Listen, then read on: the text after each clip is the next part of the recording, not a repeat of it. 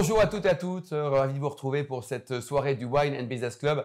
On va se régaler aujourd'hui avec des bons vins, de la bonne gastronomie et des formidables invités, notamment notre premier invité, Philippe Nord, qui est le directeur général d'Orano. Bonjour Philippe. Bonsoir Marty, bonsoir à tous. Tu es né donc en 1969 à Strasbourg. Certains disent que c'est la plus belle ville du monde. Qu'est-ce que tu en penses? Ah, la cathédrale est magnifique et puis il y a quelques vins autour. Oui. Alors, tu es diplômé de Polytechnique, X-Mine, et le tout début de ta carrière, c'était donc à la Commission européenne. Tu étais rapporteur de l'anti-dumping. C'était quoi exactement, Philippe? C'est la politique commerciale, c'est-à-dire des industriels en Europe qui subissent des concurrences déloyales et qu'il faut dans ce cas-là protéger. Alors ensuite, changement de décor, tu rejoins Monsieur Lévy, Raymond Lévy au CDR. Alors, pour les plus jeunes d'entre nous qui nous écoutent, j'espère qu'il y a aussi des jeunes, le CDR, c'était quoi? C'était la banque qui vendait les actifs suite à la faillite du Crédit Lyonnais. Donc voilà, une grande banque fait faillite. Raymond Lévy est un grand industriel, il avait dirigé Renault, redressé Renault, qui était lui aussi qui avait été en faillite. Et bon, le ministre de l'économie, Dominique Strauss-Kahn, lui dit bon, j'ai un problème, voilà, le Crédit Lyonnais est en faillite, il faut remettre de l'ordre. 2000, donc tu rejoins Areva, l'ancêtre d'Orano. Ton premier job au sein du groupe, c'était quoi? Directeur de la stratégie. D'accord, et ça a duré combien de temps ça? Ça a duré 4 ans parce que dans le domaine énergétique, voilà, il faut pouvoir anticiper. On le voit en ce moment, la Russie, le gaz, les États-Unis, la Chine et puis donc le nucléaire. Bon, donc un job très important. Depuis le 23 janvier 2018, donc tu es le directeur général du groupe. Un mot sur cette société, ça représente combien en termes de collaborateurs, de volume d'affaires et puis les métiers du groupe? Alors c'est 17 000 collaborateurs dans le monde, dont 13 000 en France, mais c'est 50% du business à l'international, une centaine de clients dans le monde, presque 4 milliards de chiffre d'affaires en ordre de grandeur. Et puis c'est des métiers donc de la mine d'uranium jusqu'à sa transformation ensuite pour aller produire l'électricité chez nos clients dans les centrales nucléaires. Transformation de déchets, beaucoup de technologies, dans les 3 premiers mondiaux sur chacun de nos métiers. Et puis au global, une des 2 seules entreprises au monde qui maîtrise des technologies de recyclage, par exemple, des combustibles usés. Alors 2001, dans l'historique du groupe, ça a été une année importante, il y a eu des rapprochements. Oui, c'était l'année où historiquement Cogema, qui était sur les métiers aujourd'hui d'Orano, et puis Framatome, qui construisait des réacteurs, fusionne et crée Areva, dirigé à l'époque par Arnaud Vergent. La recherche et développement, est-ce qu'on peut dire que c'est stratégique dans ton métier matin, midi et soir, Philippe? Oui, après la sûreté, nos métiers maintenant pour se développer, c'est innover, innover, innover. Alors sur le nucléaire, sur le recyclage, on en a parlé, mais aussi utiliser ces technologies-là pour aller plus loin sur le médical, combattre le cancer, d'abord faire de l'imagerie pour l'identifier, et puis on est en essai clinique un peu en rupture, mais aussi du recyclage sur des métaux compliqué, les batteries de véhicules électriques. Donc voilà, on innove, on vient d'inaugurer notre pilote industriel. Tout ne va pas marcher, la R&D, c'est parfois, voilà, il faut admettre l'échec. C'est compliqué en France, mais il faut admettre l'échec. Mais voilà, on a pas mal de projets d'innovation. C'est un effort très important pour nous. 17 000 collaborateurs, tu le rappelais, dans le groupe au niveau mondial. Le profil, on a 100% d'ingénieurs. Il y a aussi un peu de commerçants. Il faut faire un peu de business aussi. Non, pas du tout. Alors c'est vrai que nos clients sont relativement concentrés. Il y en a une centaine dans le monde et puis 10 qui font plus de la moitié du chiffre d'affaires. Donc c'est une relation importante vis-à-vis de nos clients. On est vraiment dans le B2B, on n'est pas dans le B2C. En revanche, des ingénieurs, oui, mais aussi beaucoup de gens de terrain. C'est sur le terrain qu'on fait la différence. Des techniciens, des bac pro, et on a plus de la moitié qui sont des opérateurs de terrain.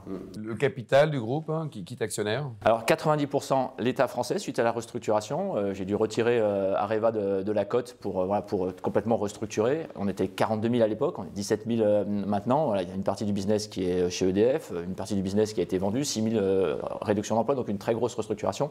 Maintenant, on repart en croissance avec 10% d'actionnaires japonais, parce que l'Asie est assez fondamentale, c'est une zone de croissance. Alors, pourquoi changer de nom? Parce que Areva, tout le monde connaissait, belle notoriété, c'était plutôt joli.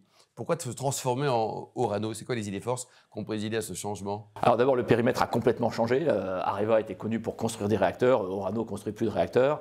Et puis c'était une marque qui avait aussi connu ses heures de gloire, mais aussi elle était proche de la faillite. Donc il y avait, quand on regardait en marque, bon, il y en avait qui aimaient beaucoup, puis d'autres qui n'aimaient pas du tout. Donc voilà, Orano, ça permet de repartir sur quelque chose qui nous correspond et qui correspond à un nouveau périmètre.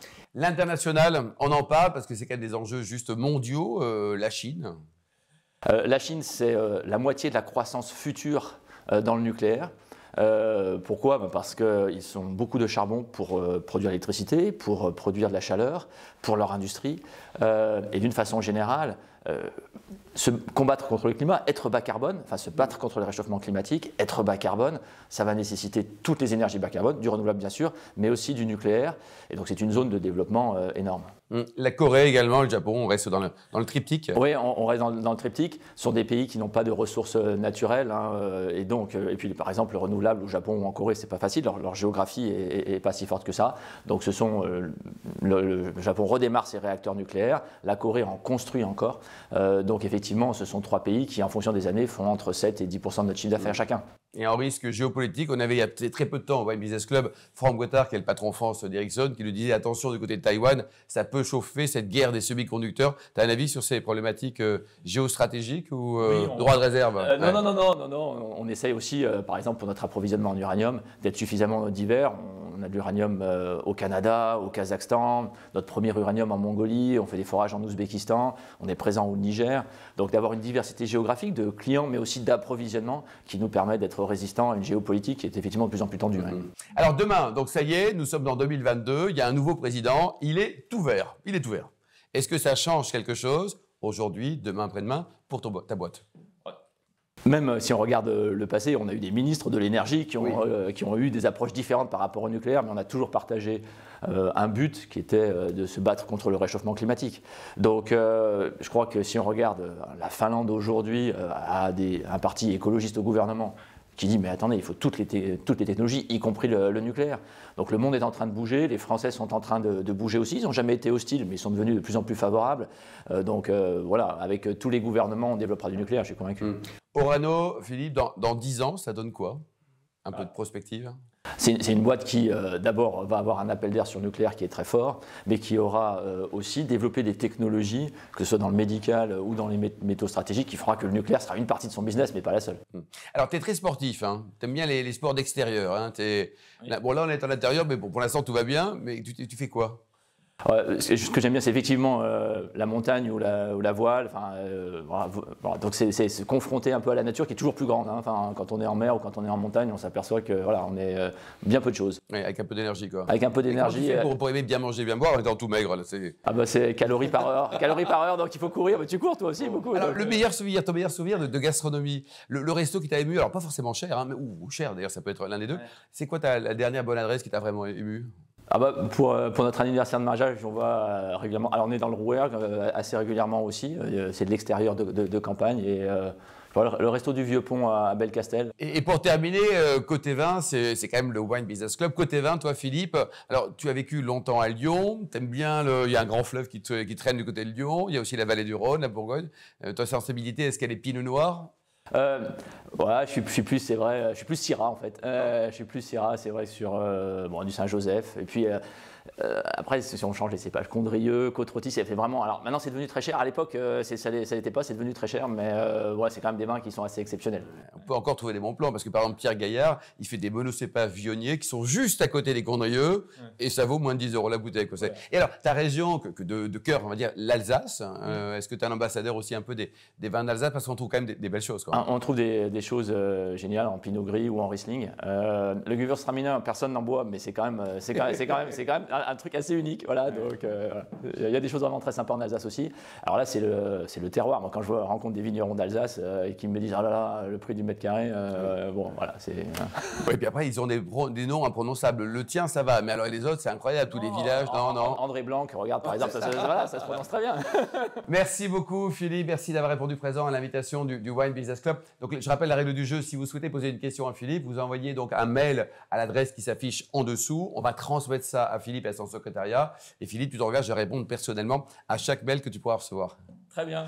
Merci beaucoup. Bonne suite de soirée au Wine Business Club. Éclatez-vous bien, dégustez bien, avec modération, mais en plaisir quand même. Et à bientôt. Au revoir.